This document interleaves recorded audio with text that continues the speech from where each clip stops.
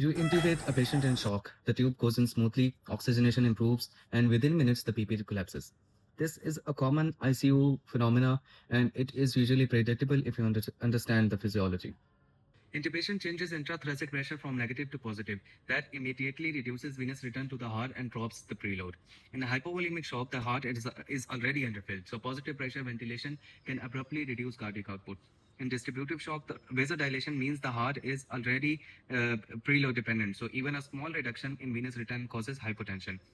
Sedatives and induction agents remove sympathetic tone that unmasks the patient's true hemodynamic instability and causes sudden vasodilation and myocardial depression. If the patient has right ventricular failure or massive pulmonary embolism, positive pressure ventilation increases pulmonary vascular resistance. That worsens RV afterload and can precipitate acute RV failure and circulatory collapse. PEEP further reduces venous return and can worsen hypotension in preload dependent states. In ARDS, PEEP may be necessary for oxygenation, but in shock, it may be titrated carefully. Another contributor is unrecognized tension physiology. If the patient has dynamic hyperinflation or occult pneumothorax, positive pressure can convert this into tension physiology after intubation. The collapse after intubation is not random. It is the combined effect of reduced preload, reduced contractility, and increased afterload.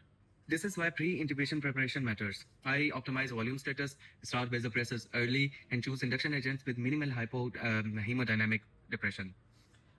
I prepare push those vasopressors and have norepinephrine running before I paralyze a crashing shock patient. I also plan ventilator settings to minimize hemodynamic impact using low initial PEEP and avoiding aggressive tidal volumes. The airway is only one part of resuscitation.